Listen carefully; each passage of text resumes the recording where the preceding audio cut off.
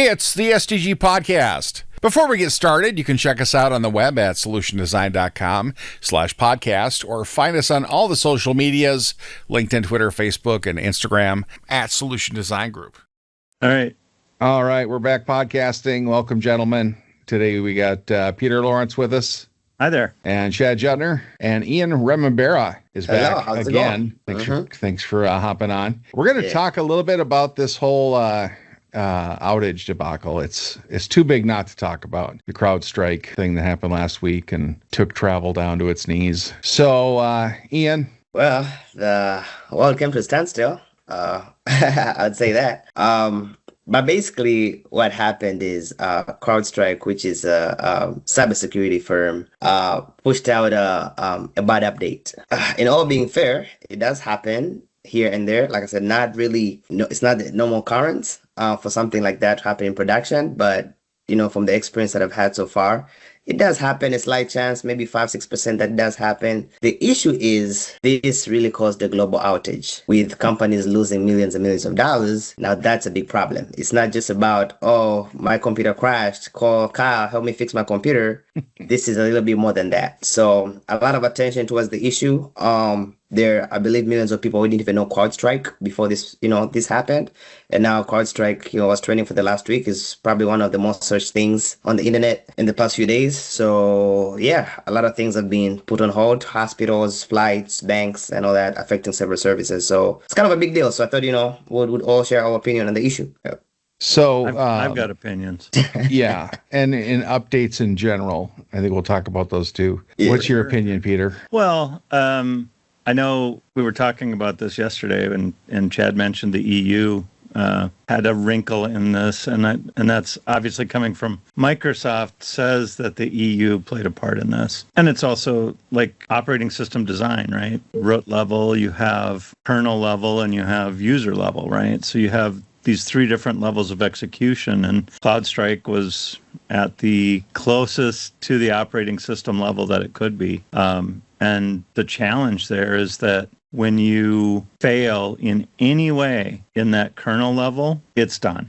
It just stops. It says, you're at this level, every problem that happens here, it's game over. You have to stop.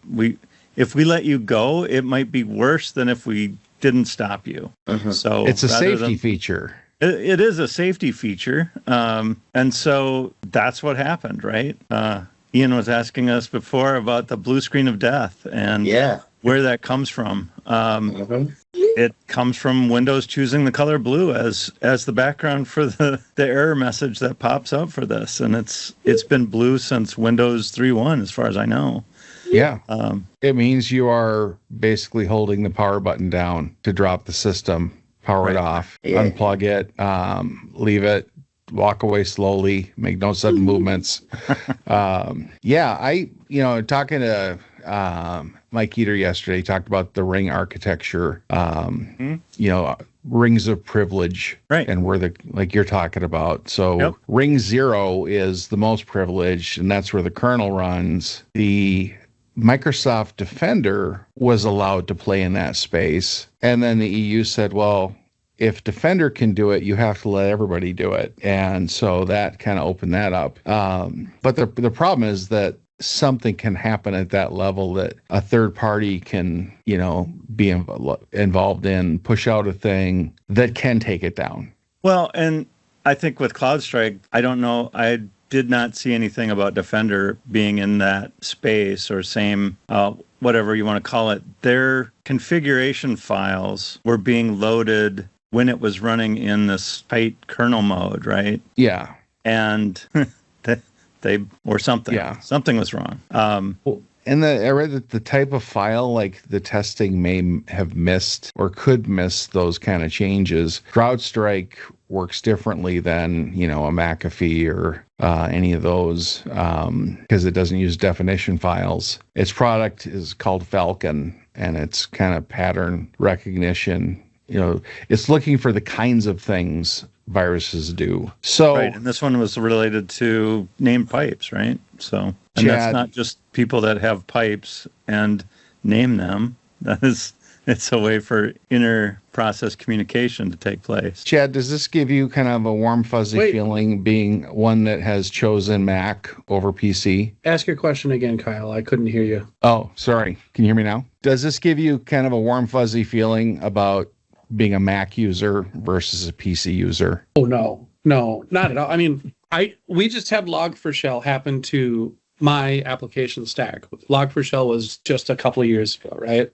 Right. We talked about that. Yeah. So like this sort of thing is going to come for everyone, but not this kind of thing, right? Between Apple, I'm a Mac guy on my personal computer, and I'm a Unix guy server side. This exact attack vector isn't going to be it wasn't even an attack, right? But this isn't going to be a thing for my stuff, probably, because of the number of eyes that we have on the kernel in the Linux space, and because of the control that Apple has over their kernel in the Mac space.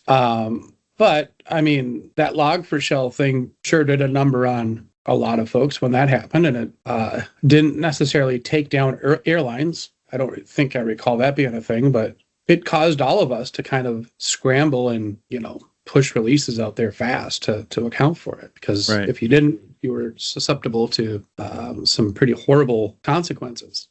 When this happened, so I don't know if you guys remember the trajectory of the problem, right? Like, it was a Thursday when we started to see the effects of it. Right. And I noticed it a little early, only because my son was coming home that night. My son had a flight. And so initially, what we saw was he couldn't check into his flight using the app for, I was like, oh, that's weird. Well, just go to the airport and tell him you're there and you'll be cool. And luckily, he was coming to Minneapolis from Nashville. He did that. He was able to get to the airport. And he was able to get, a ticket printed and all that stuff before chaos happened. And I think I posted this. SDG has an internal Slack instance, and I posted it to the travel channel. I'm like, hey, this is weird. Sun Country, if you go to their website, says, oh, something bad happened, right? and then an hour later, it had happened to Frontier and everybody else. So initially, we just thought it was, hey, all of these low-cost airlines are using the same SaaS vendor for something that does their booking, right?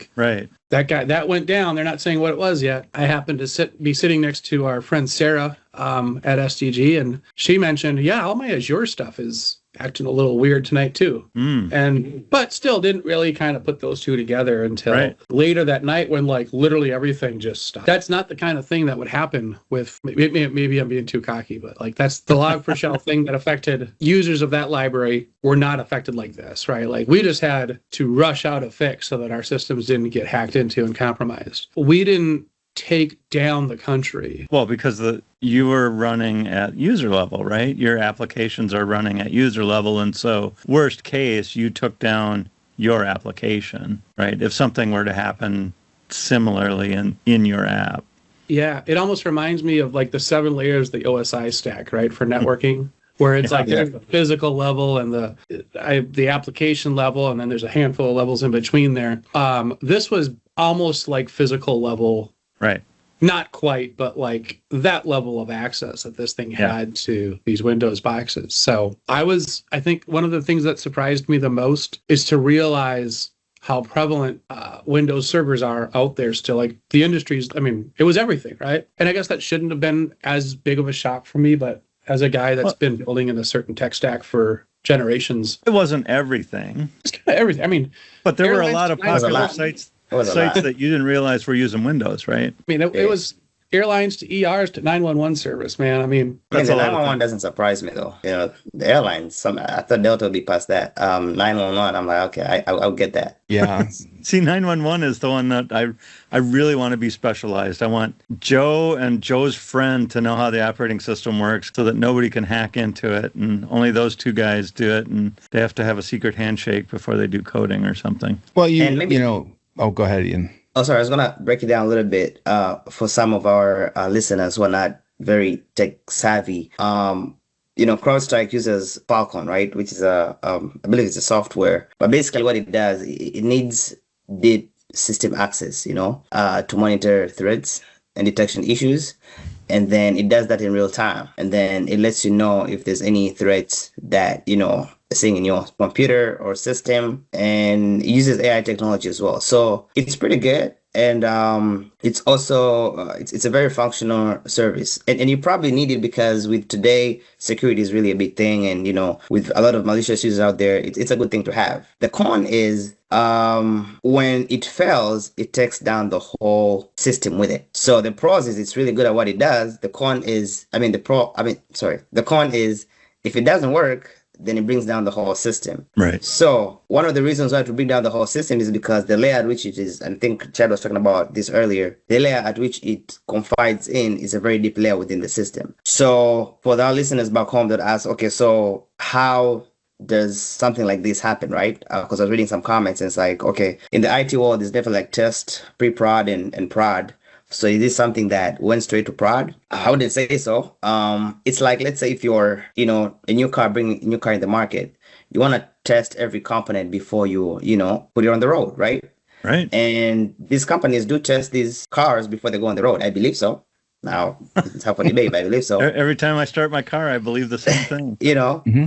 Now, have we had Cybertruck's excluded? Yeah. I don't think they're using the radio much though. But other than that, I think they've tested things out. Yeah. So have we had of incidences where these companies do call recalls? So it's something similar to that even with the excessive testing that we do on these softwares, on these products and services that we use, there do come times where somehow, somewhere, something is missed. And it's something similar to that situation without getting very tech savvy. So just to give a little bit of a more appropriate explanation for someone who may not be tech savvy as some of us. Can we briefly make fun of the fact that, was it CrowdStrike or one of CrowdStrike's customers tried to issue $10 DoorDash gift cards to apologize for all of the chaos that they've caused. Hang on a second, I'm gonna look it up. I think you mean instead of responding to a lawsuit, they thought they'd head that off with a $10. They did some coffee, right? But the hilarious thing was they did it wrong, and so they did it wrong. So the people that got the gift cards, even that had an issue, and the gift card they sent via everybody's email was invalid. But it doesn't help your cause. It strikes me as like, I'm sure that came from whatever company issued them. That was their management saying, here's what we'll do, right? It's the mass global outage equivalent of a pizza party. Like, oops, right, yeah, we caused you a whole lot of chaos. Here's your pizza party. It's I was talking to somebody that was working. CrowdStrike, right? It's CrowdStrike with an R. Yes. I say it wrong all the time. Yeah, me too. I go back and forth. We rely on, with the security issues and whatnot, we rely on updates and installing updates as soon as they come out and setting our systems on autopilot when it comes to updates. And Windows has become more aggressive on making sure that your system is getting updated. So it, and even when I do security training, it's like, what can you, what are things you can do to help, keep your stuff up to date. And when something like this happens, it makes you like never want to update anything ever again that's working. Maybe I'm going too far with that, but it does give one pause. But the thing is, I've dealt with blue screens of death my entire career, and caused by updates. But generally, it's usually driver issues with a third-party driver, and you just have to deal with it.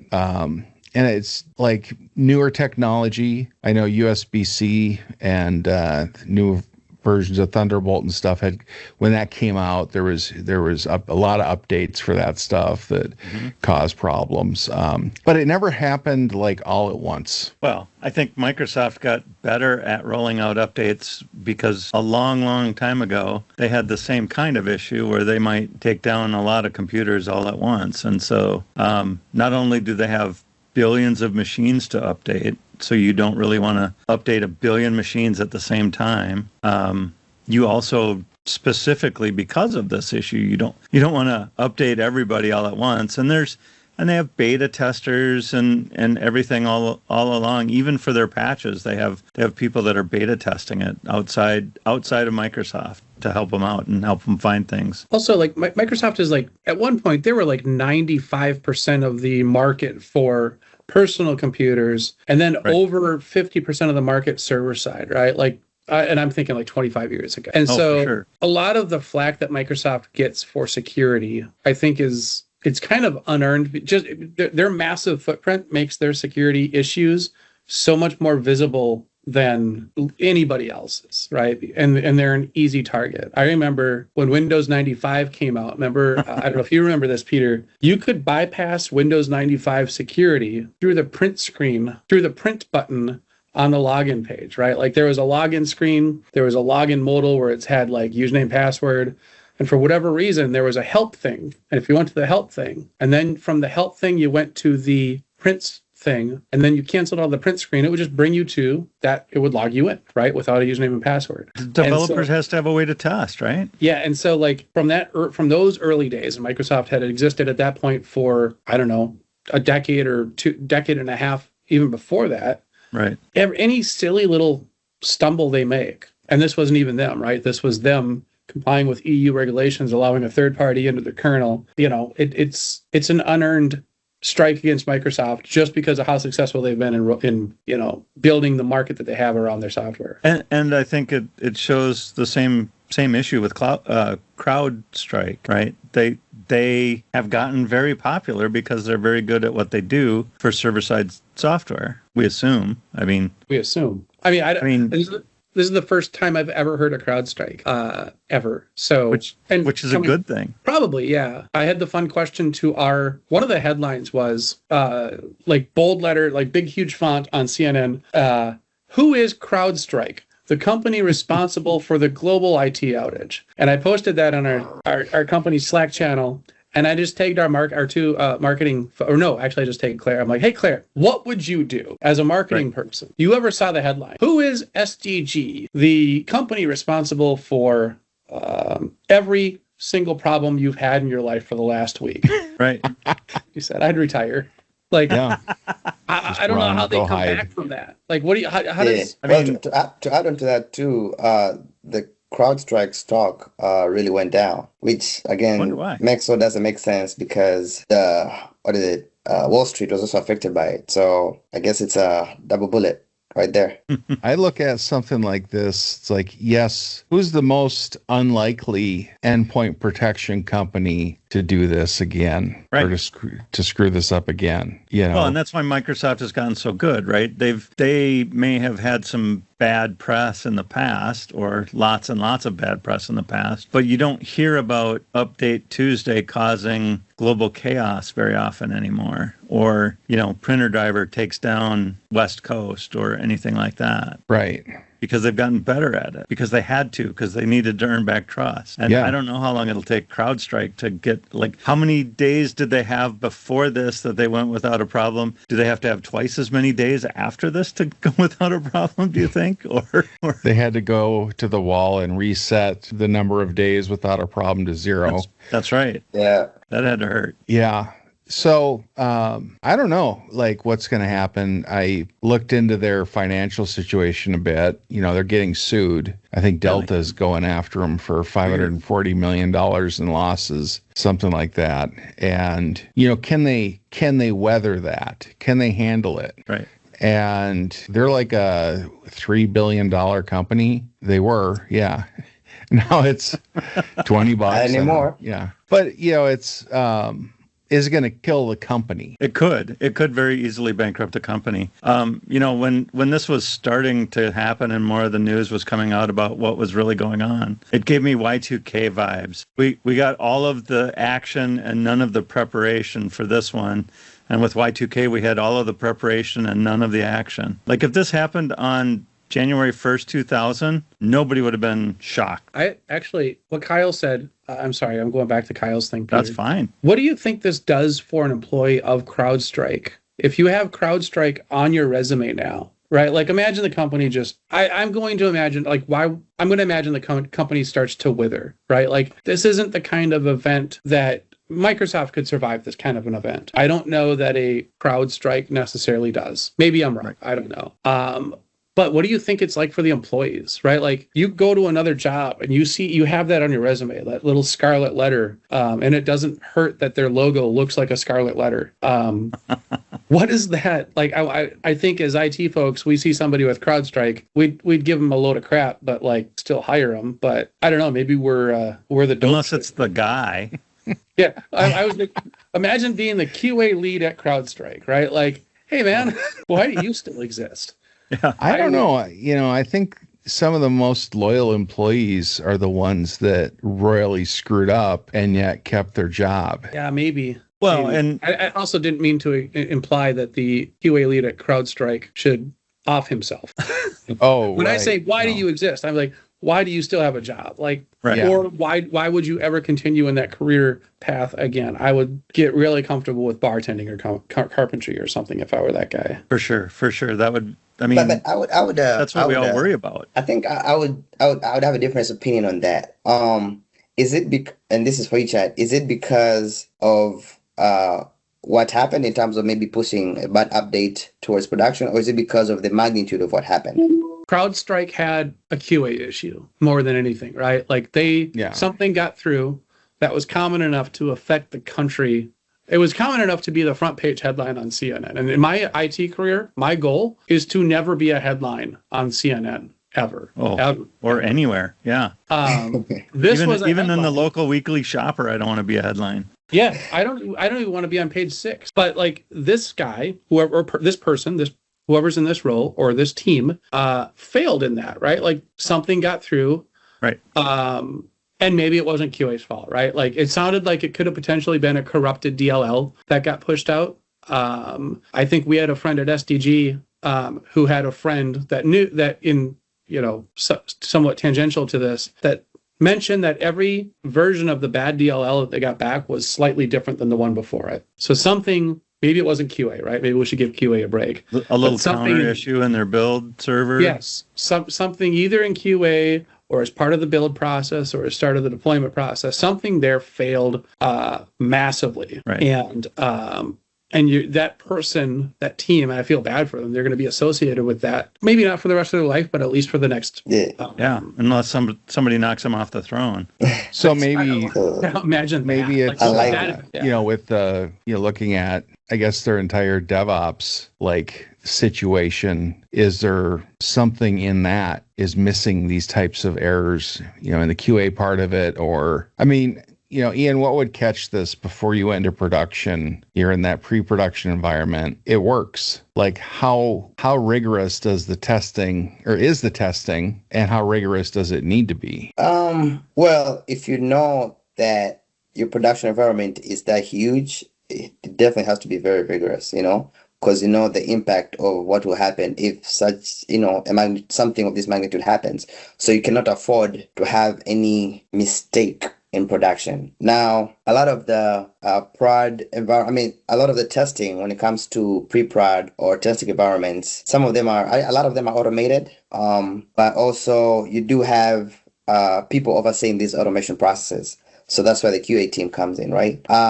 It's very unlikely that it will pass pre-prod and have an issue in production because 9 out of 10 times it's the same exact environment. So if it works in pre-prod, it probably works in production. However, just like I said earlier, sometimes things do happen. There's that, little bit of a crack. And I think for this particular incident, it was a single content update. So they said it was a specific file out of a bunch of files. So something that small may be not as easy to catch. However, the significance or the impact can be huge. So of course the blame is gonna go to probably QA or whoever's testing. But I guess also being a little bit of human and understanding that, just like Chad talked earlier, if you have 9,000 people that you gotta inspect before they enter the stadium, maybe one person may enter with something they're not supposed to, come in the stadium with. It may be hard to catch one person because of the magnitude of people that you have to inspect. So there's definitely that.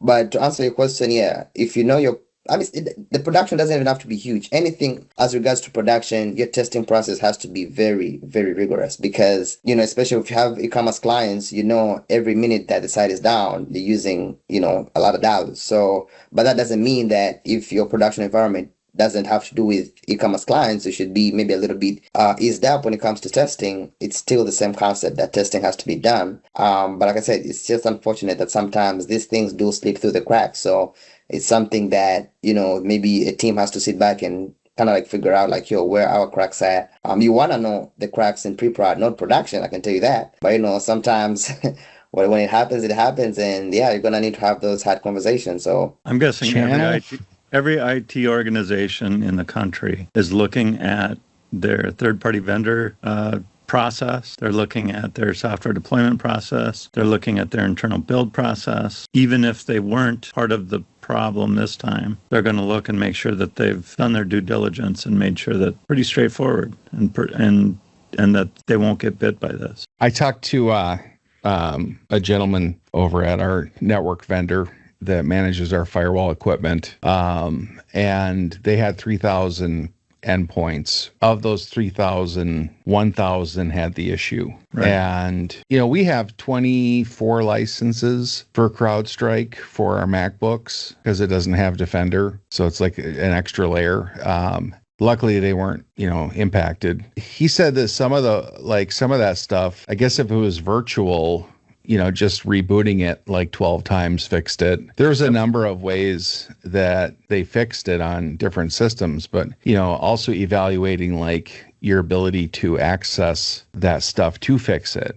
If there's iron out there that you have to get to boot into safe mode, you can't really do that remotely, can you? Yes and no, depending on your situation, right? I mean, remote server maintenance has come a long, long way. You can, PXE boot over the network, stuff like that. A lot of different fixes for it. I'm surprised it took so long to recover. I really am. I don't know if it was just the fact that it happened Thursday or if it happened in the summer or I don't know. I would wonder if the people that were trying to recover it from it, I don't know if this is the case or not. I have no idea. But if it affected your personal laptop, you have to fix that. Then you have to fix the next thing and then the next thing. Right. I can only imagine the series of steps. I mean, as prevalent as this was, the yak shaving that had to happen there to get to the core issue that was affecting end users was probably just ridiculous. But by Friday morning, it was fairly identified, right? By Friday morning, it was probably known. I think the fix was out Friday morning, the manual fix. And how much time was spent scrambling to find your BitLocker recovery key? Well, also,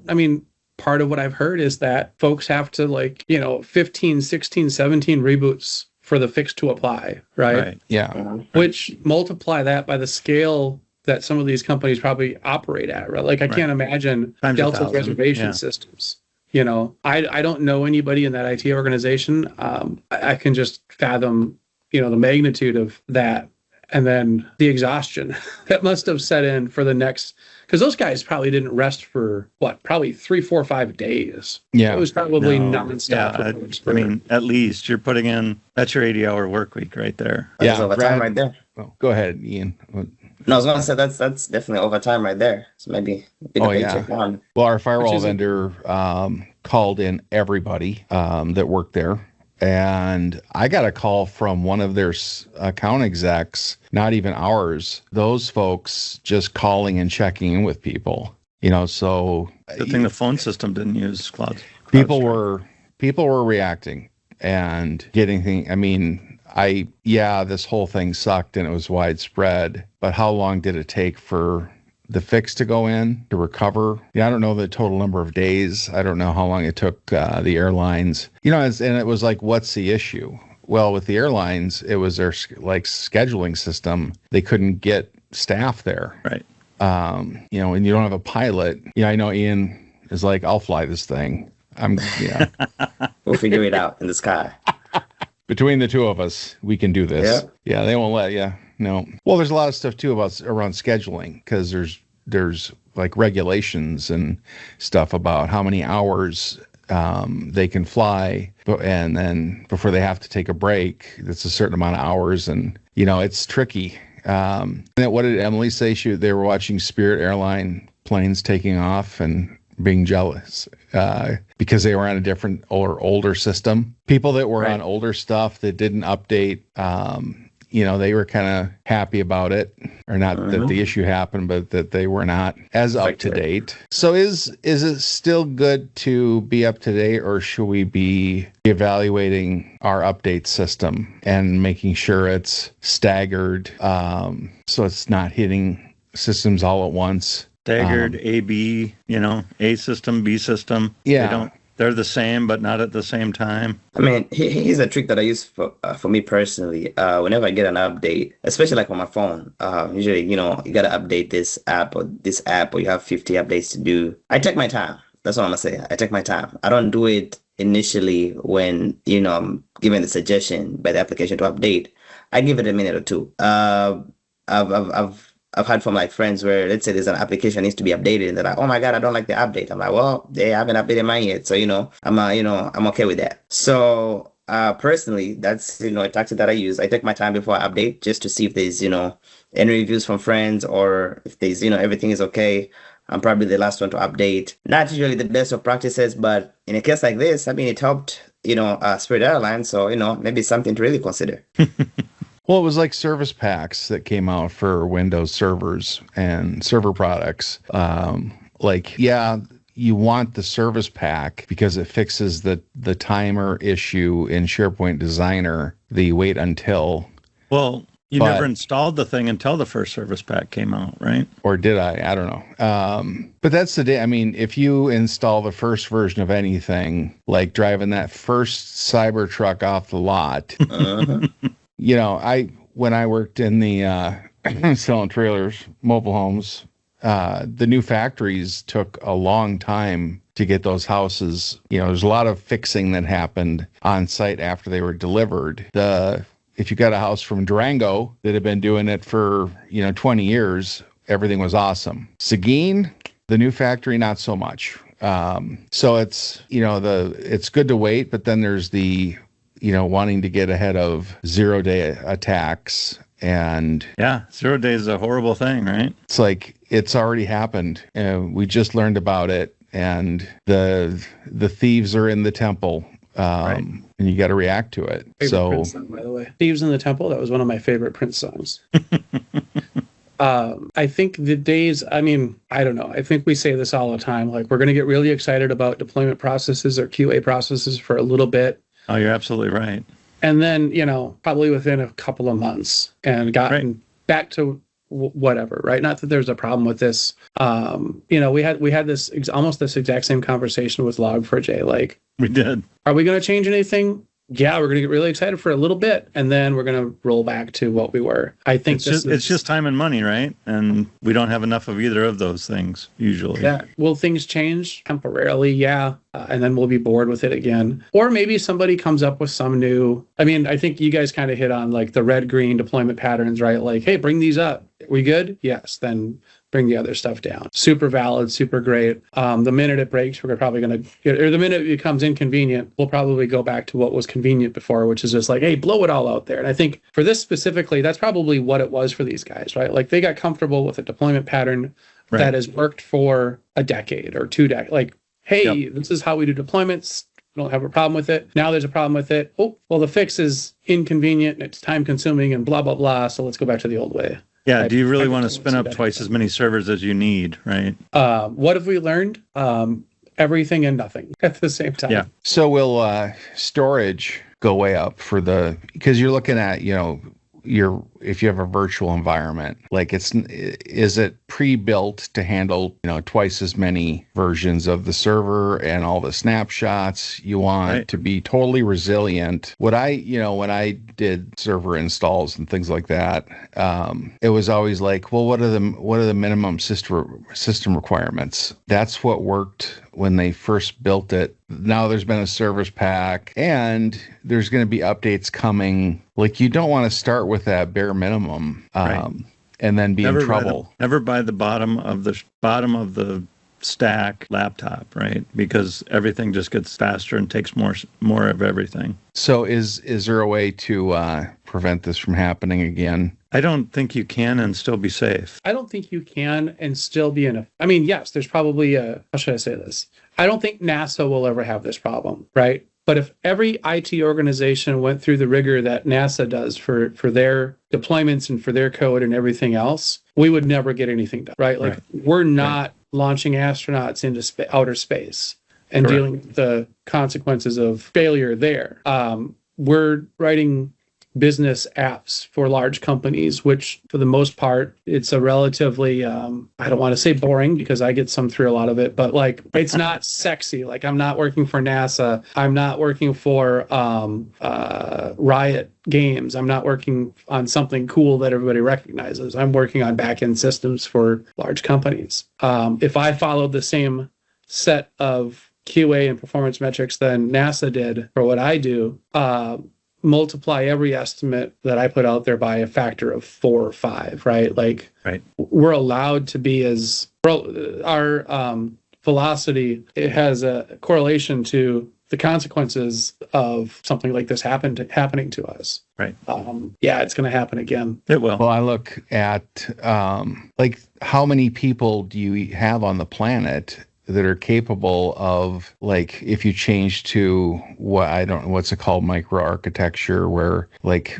the kernel is completely isolated and then everything happens at the user level. I don't know, Mike was explaining it to me and I caught half of it, but there's a different architecture that would have prevented this from happening, but it makes things more complicated. It makes development more, it's just way more complex. So it was definitely, like you're saying, Chad, it was slow the velocity down. Also, the support for legacy stuff is the reason they don't do it. It's got to have backwards compatibility. You know, we're making all these new improvements and we're doing all this awesome stuff to make it secure. And it also has to do the insecure stuff still, because it has to work on a 10-year-old computer just cause. But you know what one of Murphy's law says, anything that can happen will happen. It's not the most positive speakers of the day, but, there you go. No, I agree with Chad. It's going to happen again. It's a matter of time. The fact that it doesn't happen every year is a great thing. It tells us that we're doing things mostly right. Yeah, I've never seen anything this big. Now it's companies, batting down the hatches and maybe trusting those third-party updates a little bit less and for a week or doing two. Their own testing. Yeah. Well, yeah, after the, panic subsides and all that. Like, we'll put that on our list of stuff that we should do. We should take care of. It'll be fine. We'll parking lot that item. So many things on my backlog right now for the project that I'm on.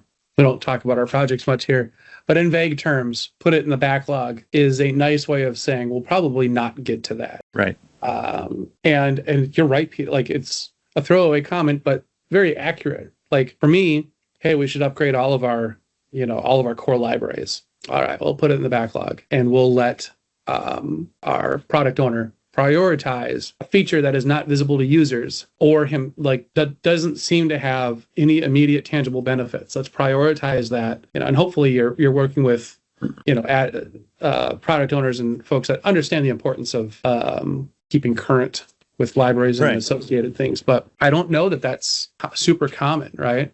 Especially on, as far as our delivery cycle goes, like trying to get as much out there as fast as you can, the pressure to deprioritize is stuff that probably would have prevented this so much. I mean, do you stay up to speed on every Java point release that comes out and just bake that in every time? I'm aware of them. But yeah, like I don't, if I fall behind more than one or two, and maybe this is kind of relevant to this, but like if I fall behind more than one or two, then I understand that, if I upgrade, there's probably going to be code changes that need to be made to accommodate for this. And the same with not just core Java, but like Spring libraries. From a couple versions back. Same thing. Yeah. We have to accommodate for, in our sprint for this. And sometimes that's, if you're on a project with strict deadlines, that is absolutely the first thing to get. We're going to prod with lower that priority. Yeah, we're going to prod with whatever version of Java and whatever Spring version was current at the time that we started the project 4 years ago. Right. Hope to God there's no massive issues associated with that. And when we find them, it's going to be an effort to get everything. Well, and you'll level up. Java doesn't support Java going back to version 1.0, right? I don't think. Maybe they do. Microsoft only supports .NET for 3 years on a long-term support version. So yeah, we've got the same thing. There's LTS versions, and then there's the versions in between. The LTS has, I think it's a 5-year support plan, but like Java is practically completely open source now, so it doesn't really. I'm not working on the kind of project that's going to be affected by a defect in the core Java executable. Right. At least I don't think I am. Your Intel processor isn't going to overheat and die and not be replaced. But that's a story for another week, right? So I want to do some parting thoughts. I think my parting thought is that we find ourselves in this world. It's just the natural progression of technology as we do more and more with it, get better and better at it. We're riding this wave. There's a few sharks in the water. It's going to happen. You're going to hit some snags, but the wave isn't going to go anywhere. We're not going to stop. It's not stopping. I think with where we are today, I mean, we used to say technology is going to be more and more and more. I think we're at kind of peak saturation now with the amount of technology in our lives, the amount of back-end systems backed by, technology solutions that we're all familiar with. Like, there's no more obscure, I mean, there are, but like fewer and fewer obscure mainframes sitting, in a warehouse somewhere running probably. I mean, it exists in banking, but running COBOL from 40 years ago and that nobody understands anymore. I think that stuff is getting phased out, but like we're at the point now where yes, it's maximum saturation. And because of the depth to which we're saturated in all of this stuff, right? This is going to happen again. And I think, again, it's a bummer, but it's going to be a temporary until it's happens again, and it'll be another temporary concern, and we will just deal with them as they come and feel so bad for the guys that are responsible for making headlines. God, I still hope I never have to do that. I still hope that I'm never on the front page of CNN for bad reasons. I'm going to keep my fingers crossed as well. Yeah, Chad, I think you stated it really well, that technology, it's everywhere, it changes, and there's going to be problems every once in a while that get through or don't get caught or however you want to look at it. Ian, how about you? I'm in the same line with both of you. Being in the IT for the time that I've been, it's not big of a surprise because I've been in incidences where some stuff has happened in production. So it's not like, oh my God, what has happened? To this magnitude, no. Did it surprise me? Definitely yes. Just because, definitely not because it happened, but because of the magnitude at which it happened. Right. So, but like with ever-changing technology and processes, how they get vigorous, like Chad talked about priorities and what to fix and what not to fix. It's something that I wouldn't be surprised if it happens again. Fingers crossed, hopefully not. But that's what happens when technology is changing at a very fast pace and we got to keep up. So there's pros and cons to everything. So this just happened to be maybe an unfortunate incident, but also maybe something to learn from in the IT industry as well. Right. I have one more comment. It's great to have podcast topic come up every once in a while naturally like this. All right. My network guy is in our lobby, so we're going to have to wrap her up. And I think with that, we'll say goodbye, everybody. Bye, everybody. Thank you, everybody, for hanging out. Solution Design Group is a digital product consultancy in Minneapolis. Check us out on the web at solutiondesign.com or look for us on Facebook, Twitter, LinkedIn, and Instagram at Solution Design Group.